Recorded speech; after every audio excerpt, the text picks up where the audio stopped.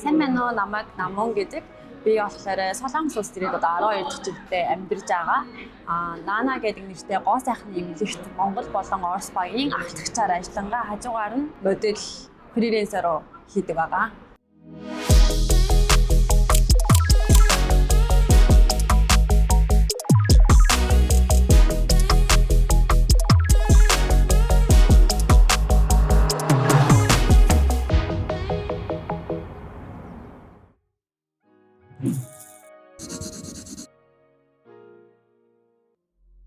Хамтран бүтээгч GME Finance Mongolia. Би болохоор Монголд 10 МОБИС-ийн математик физикийн багшийн ангийг төгссөн байхгүй юу. Тэгээд Солонгост ирэнгүүтээ эхлэний бэлтгэл 1 жил сураад тэгээд топгийн оноо авч иж дээд сургуульд орох хэрэгтэй болдог. Тэгээд яг энэ ч болохоор магистрт сурах боломжтой байсан ч гэсэндээ яг миний сурж исэн одоо нэг Химчон гэдэг одоо нэлээд Сөүлээс нэлээд зайтай хөдөө хот гэдэг байхгүй. Тэр маань болохоор уул нь бол ажиллангаа сурахад айгүй боломжтой ажил ихтэй байдаг ч гэдэг ч юм уу. Ингээд юмнийх нь арай илүү хямдхан байрны төрөөс хямдхан ч гэдэг ч юм уу.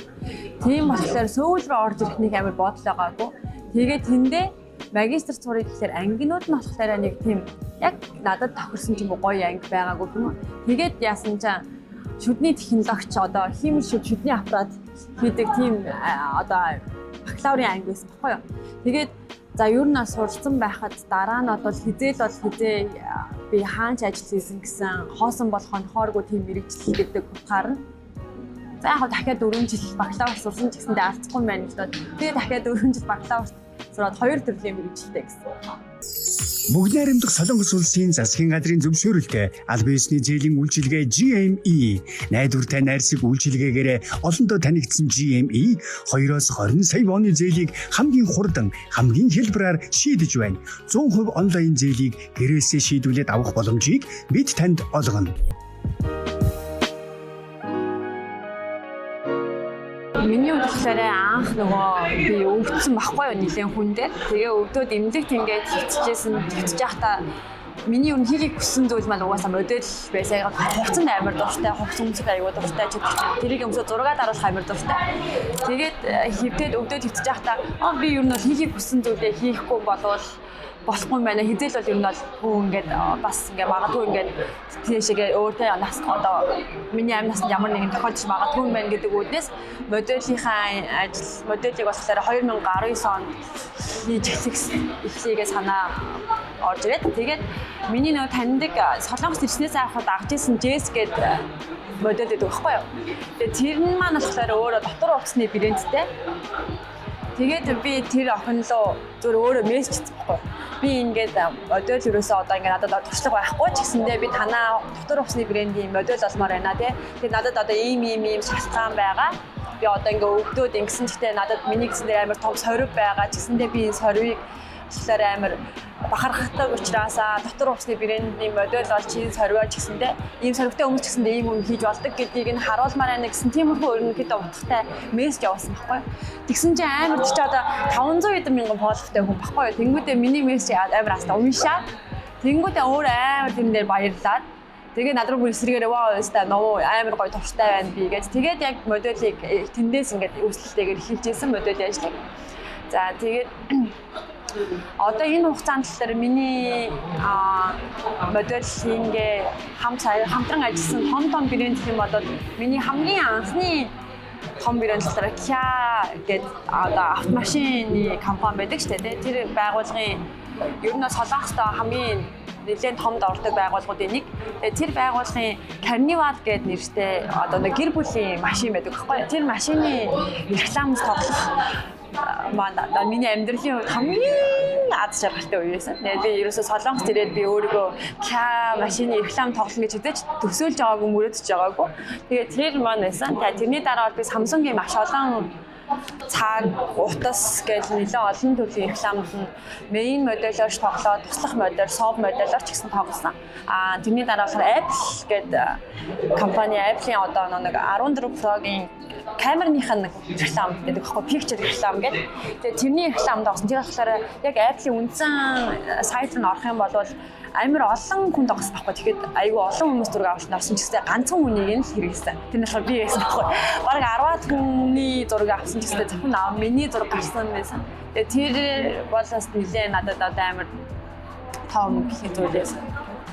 За тэгээ том брэндүүд гэх юм бол ерөнхийдөө иймэрхүү яг зөв хувцсны төрлөөр том брэнд гэх юм бол одоо спортын брэнд одоо HDX гэдэг ч юм уу гэх мэтлэн одоо том зөндөө олон брэндүүд юмд бол хамтарч ажилласан нь бол байгаа. Одоо болохоор зөвхөн Instagram-ийнхаа югаар рекламж байгаа югаар бол одоо beauty брэнд гэх юм бол Dior, YSL, Prada гэх мэтлэн ингээд одоо нэг премиум брэнд гэх юм уу, дээд зэргийн брэнд гэх юм уу, тиймэрхүү брэндүүдтэй хамтран ажиллаж байгаа нь гэсэнтэй зөндөө байна.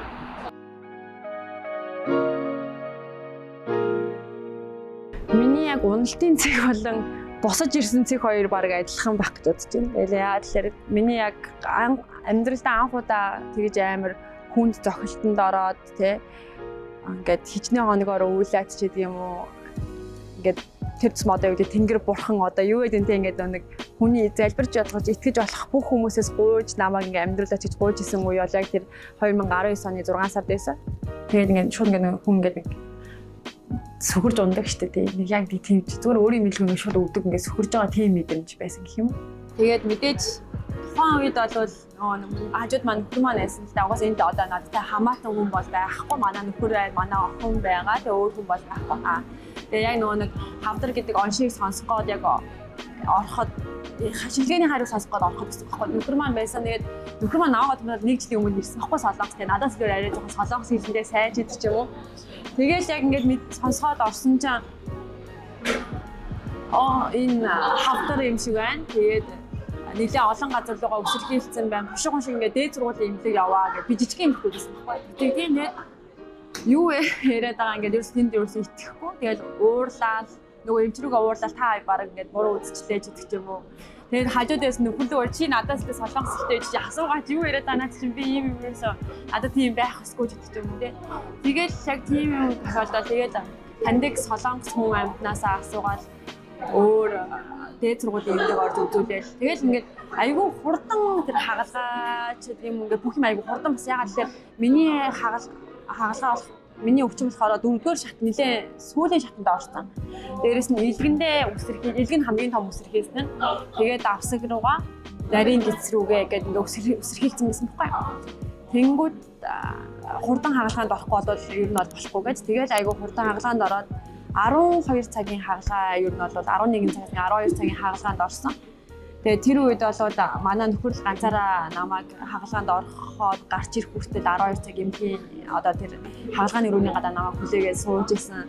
Би бол яг ороод унтаал тэгэл босоод ирсэн. Манай нөхөр бол тэр 12 цаг өмнөш намайг хүлээхэд бол бүр ингээд яаж байсан бэ? Би одоо хүртэл тэр нөхрийгөө өргөддөг байхгүй яг тэр нөхрийнхэн тэр 12 цагийн өмнөш ямар хөө байдалтай байсан бол гэдэг нь амар өргөддөг. Тэгээ миний хажууд байсан хүн бол манай нөхөр. Тэгээд илгнийхаа би 70% нь хариулаад, давсгаа бас жоохон хариулаад, тэгээд нарийн гидсэн дотор байсан болохоор жижигэн хэмжээтэй байсан учраас тэрийг болохоор хагалгаа хийх ямар ч боломж байхгүй учраас химийн тариагаар одоо устгасан гэх юм уу. Тэгээ 12 төрлийн 12 удаагийн химийн эмчилгээнд ороод тэгээд сая 7 сард бүрэн мэдэрсэн гэсэн онш авсан.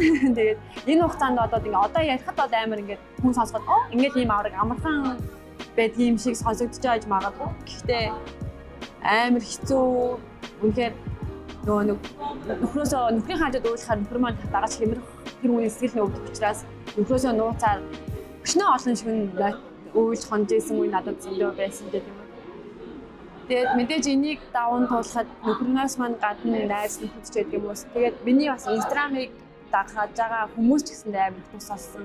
Над руу минь өдөр болгон ч гэдэг юм ингээл урмын үг бичдэг ч гэдэг юм уу те ямар мундаг юм бэ гэдэг ч юм уу чадан ч гэдэг юм уу хүсэн юм дараа нь хийж өмөрөөдлөө хүч амьдрах боломжтой чи бол тийм ингэ гэсэн. Ер нь бол тийм хүмүүсийн мессежүүд бас амар миний танихгүй ч хүмүүсийн хэлж байгаа үгнээс бас амар хич хүчийг олж өгсөн.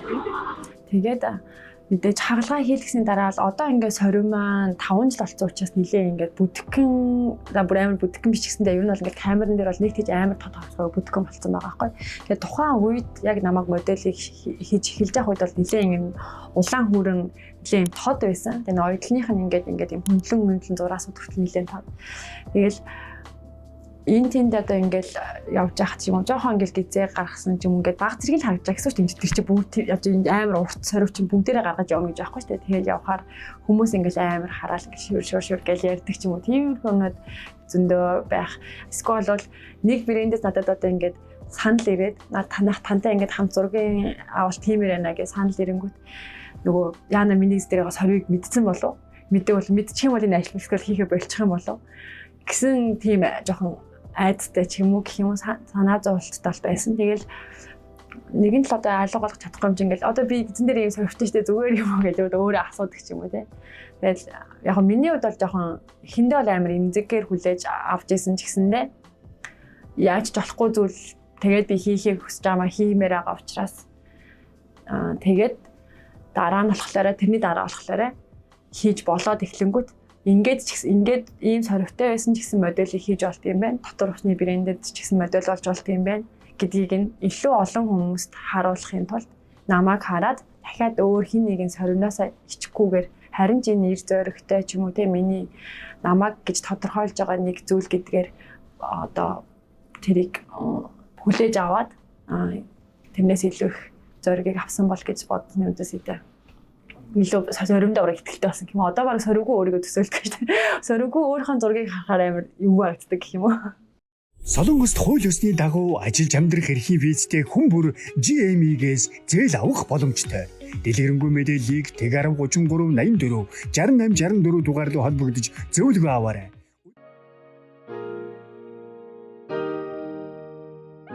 За орлого маань болохоор ер нь бол хамгийн нэгдүгээр тогтмол ордог орлого бол наана гоо сайхны эмгээс авдаг цаар болгон авдаг цалин маань байж байгаа. Тэрний дараагаар болохоор зураг авалтууд, рекламны зураг авалт. Рекламны зураг авалт одоо мэдээж нэг одоо янз бүрийн том байгууллага ямар ч реклам байж болно тэр рекламнуудаас. Дээрээс нь яг модельороо одоо интернет дэлгүүрийн ч юм уу хувцсны ч ямар нэгэн байдлаар зураг авалтууд, жижиг зураг авалтууд. Тэгээд тэрнээс гадна инстаграмаар орж ирж байгаа болон одоо Reels байдаг ч юм уу эсвэл одоо feed гэдэг юм уу те тэднээс орж ирж байгаа одоо орлогууд. Тэгээд дээрээс нь зүгээр би нэг одоо жижиг имлэг рүү зуучлалаар хүн явуулдаг. Тэгээд тэрнээс авж байгаа зуучлалын хөлс гэдэг юм уу тийм орлого гэж ингээд 4 төрлийн орлогоо ер нь бол орлого маань бүрддэг.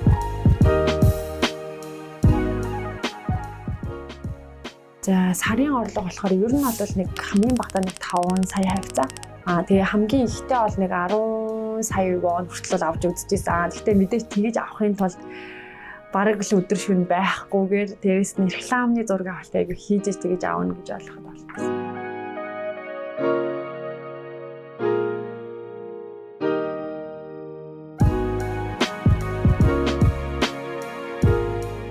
Зарлаг гэсэн чинь шууд өвлмээр санагдчихжээ. Яа, манай гэр бүл болохоор ер нь бол 2019 онд майнустаас эхэлж ийсэн. Одоо болохоор хадгаламж гэдэг зүйлийг 19 оноос эхэлж ийсэн байхгүй юу? Тэгээд орж ирж байгаа орлогоо бид гурав болохоор 3 хуваад.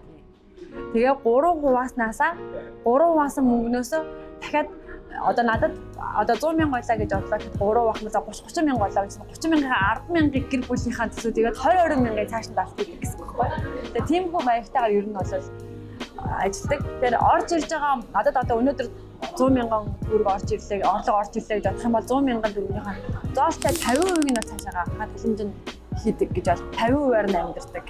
Тиймхүү зарчмаар юу нь бол явдаг. Тэр нь манай гэр бүлийн зөвхөн над дээр биш нөхөр маань ч гэсэн яах байхгүй гэсэн үг байна. Ерөөсөө л орж иж байгаа мөнгөний 50-ыг нь дандаа цаашаа игээл 50% нь амьдэрх гэж хэлдэг. Солонгос руу сурахаар явсан гэхээр хүмүүс тэр зөв солонгос хүмүүс ирэх байхгүй. Солонгос энэ оюутнаар ирсэн гэх юм. Танахтай амар баян юм байна гэж. Таны ээж аваарч амар баян уу гэж тийм. Тэгэхээр одоо энд амьдарч байгаа монголчууд сурахаар ирж байгаа монголчууд маань ихэвчлэн нэг тийм амар баян амьдралтай айлын хүмүүс наашаа нэг сурахаар ирдэггүй. Энд ч ирж өөрийнхөө төлбөрийг олонгоо эндээс баг мөнгө хураах гэж л ирдэг хүмүүсээ. Тэдний нэгтэй адилхан би ч гэсэндээ ер нь бол аавынхаа югаар цалингийн зээл 2 сая төгрөг авахлаад өөрийнхөө байсан бүх юмаа зараад баг Солонгост би ирэхдээ 70,000 төгрөгтэй л ирсэн. Самарт Солонгос мөнгө авахгүй хамгийн анх ирэхдээ. Тэгээд ирсэн охиноос хамт ирсэн охиноос 50,000 вон зээлээд манай нэг найз Сөүлд байдаг гэсэн байхгүй таньдаг хүүхд. Тэгээд шууд галт тэргийн хичээлээ таслаа шууд галт тэргийн суугаа Сөүлд ирж би 9 хоног ажиллаад 350,000 вон аваад тэрвэрээ нэг ганц 2 солих хувц аваад тэгээд яг буцаад нөгөө ах руугаа явж исэн. Тэгэл ирээл би ч одоо хэлний бэлтгэлд байх хугацаанд мэдээж нөгөө аавасаа зээл авсан мөнгөө дарах хэрэгтэй байсан, өөрийнхөө төлбөрийг олох хэрэгтэй. Дээрээс нь бас чинь Монгол руу бас гэрлүүгээс мөнгө явуулдаг. Тэгээд тийм болохоор ажил ерөөсөө хийхгүй болж болохгүй. Тэгээд хэлний бэлтгэлд байхдаа өглөө 8 цагт хэлний бэлтгэл хичээл ороод өдөр 1 цаг 2 цаг гэдээ дуусаад унтаад орой 5 цаг гээд гар утасны гүмийг олддог. Samsung-ийн гар утасны үйлдвэрт шөнөөр ажилладаг байсан. Тэгээ шөнөөр нь тэнд ажиллаад өглөө 7 гэж дуусаад шууд хичээл рүүгээ. Тэгэл яг ийм байдалтайгаар миний 1 жил хэлний бэлтгэлийн 1 жил өнгөрсөн. Ерөөсөө хийж үзээгүй ажил бараг байхгүй. Ямар сандаа нөгөө нэг ийм шинэ апартууд ингээ баригдахаар дотор талд нь орж цэвэрлэгээд гадна талынхны шилийн авчдаг ажил гэдэг байхгүй. Тэр болохоор цалин амар өндөр өгдөг. Тэгээ тэрийг хийхэд бол заавал тэрнийг хийх сертификат нь авах хэрэгтэй. Сургалтанд нь суух хэрэгтэй. Тэгээ манай нэг эрэгтэй найзд гоё тэрний сургалтанд суугаад эмэгтэй хүн баг анхны хүн шүү. Тэгээ тэрийг хүртэл хийжсэн. Одоо энэ гүүр барьж байгаа энэ төмөр гүүрийг барихад ордог юм нарийнхан төмөрнүүд байдаг байхгүй. Тэрийг ингээд тасалдаг ажил хүртэл хийж илаа. Тэгээл дахианы үйлдвэрт ингээд 10 гарахтаа дахиад ингээд салаагаар дахиад яагаад ингээд дахианы үйлдвэрт хүртэл. Ингээд зөндөө маш олон төрлийн янз янзын ажлуудыг өдрийн нэг 10-аас 12 цаг бараг шахуу 8 хамгийн багадаа 8 тэгэл 12 цаг шахуу бараг ажилладаг тийм ажлууд 7 хоногтой нэг сардаа нэг 2 хоног амардаг ч юм уу. Тэгэл тиймэрхүү маягаар тэгэл 10 хэлний бэлтгэл болон дээд сургуулийн 4 жилдээ нэлээд ингээд 5 жилийг тиймэрхүү маягаар ер нь бол оюутны амьдрал маань дууссан байдаг байгаа.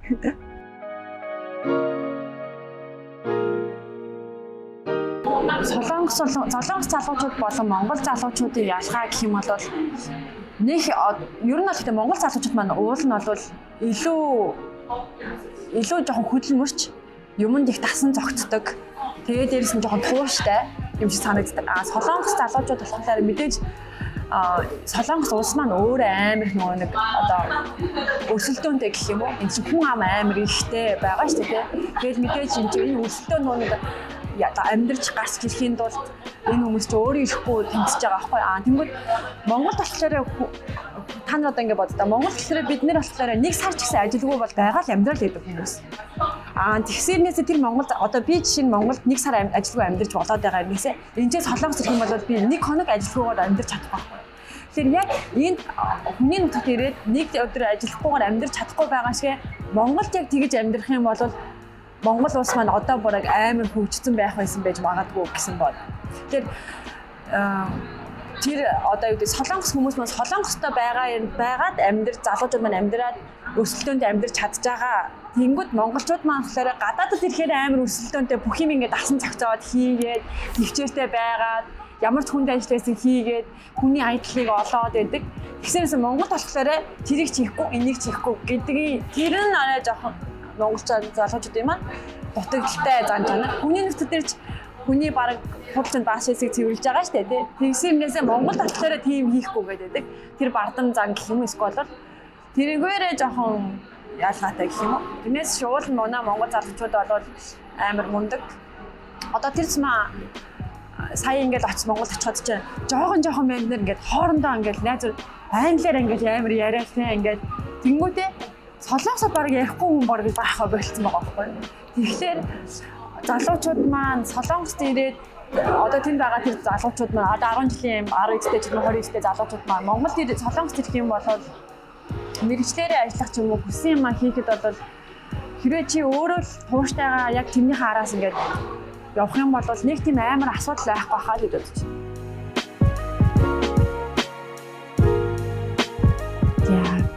Олон жил амьдарч байгаа хүний зөвлөгөө өгье гэвэл гээл.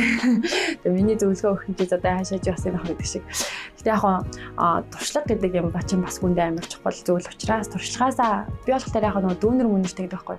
Би энийг ингээд аваад гарсан. Гэтэ чамааг бол энийг даваж гарахаас илүү ингээд хараагаад гарахаар би ингээд өөрийнхөө туршлагаас чамд хуваалцаж байгаа шүү. Тэгж л ойлгоход болно гэх. Тийм бол чи цаг хугацаа ч гэсэндээ хэмнэн гэсэн. Минийх шиг заавал 10 жил явах биш. 5 жил болох юмыг бойж болно гэсэн үг шүү дээ. 5 жилийг зарцуулах.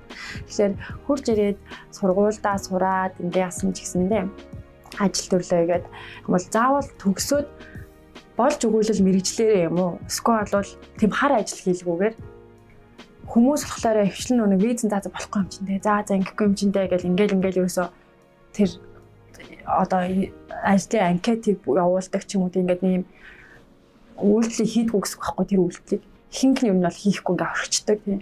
Тэр шууд баг хаалцдаг ч гэдэг юм уу.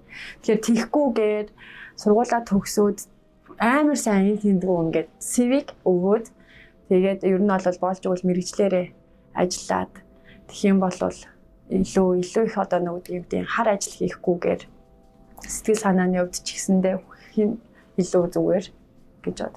Тэгээд бас нэгэн зүйл нь болохоор миний хамгийн анх одоо Солонгост ирээд алдсан зүйл болохоор эрүүл мэндийн мэдээж надад даатгал байсан ч гэсэндээ хувь даатгал гэдэг надад байгаагүй.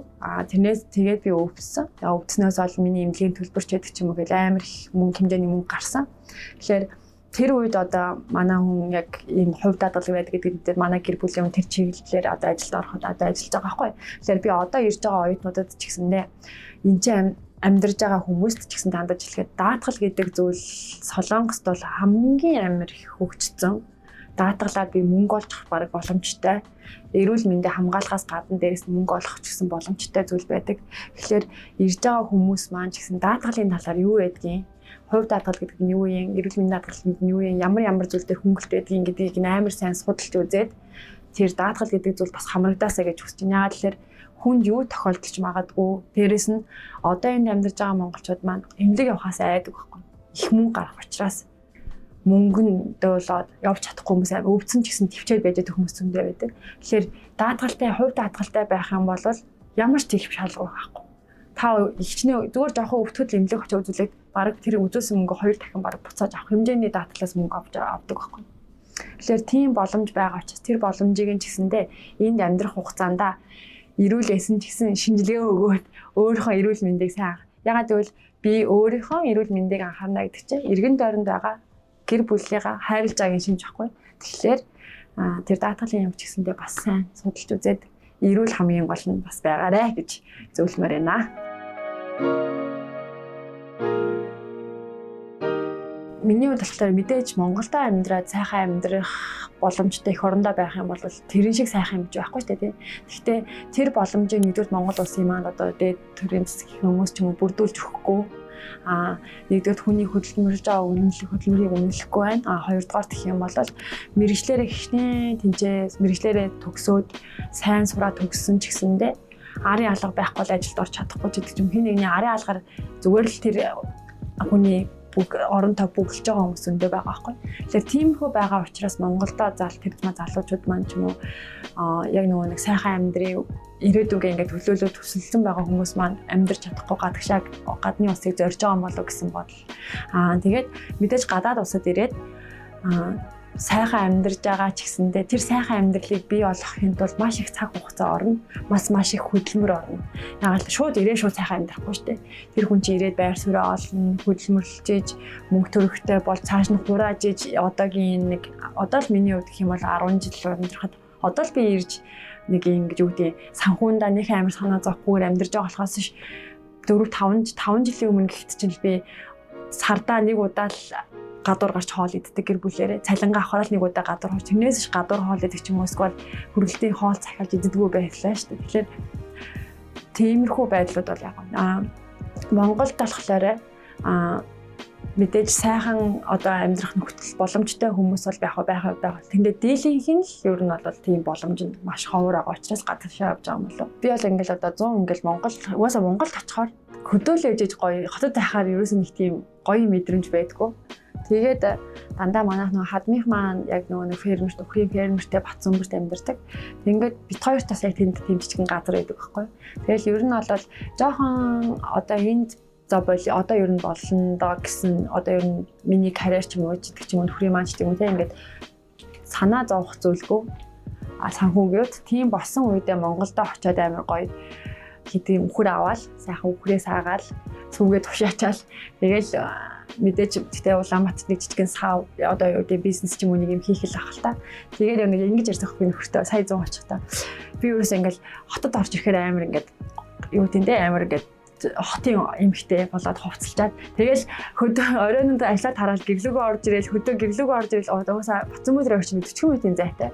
Хөдөө гэрлүүгөө орж ирэл гэрээлүүгөө ороо гарч тэгэл өмсөж үгээр саагаас сууж яг тийм амьдралаар амьдрмаар юм гээ. Яг тийм амьдралаар амьдрий гэж юу нь бодчаад л үхрээ саагаал сайхан дахиад өглөө сайхан шинэ дахианы үндэ гэдэл ногоонод сайхан салаадны навчнуудаа таарчаал тэрийгэ помидорыг үргэцгээ идэл амар сайн ургадаг заяа. Манай хад мөн яг тэгж амьддаг. Тэгээ тэрийг харчаад би яг ингэж яваасандаа хадам авсан. Амар сайн үхрийн сүүтэй үхрээ хийдэж ингэж 5 сая 6 сая хавтаа байл аван маавна гэл. Яг тийм их одооноос ингэ судлаад ер нь бол тэгж 40 жоохон гарах ч юм уу 40 хавцаа Монгол явж тэгж амар тайван амьдрий гэж юу нь бол бодож байгаа.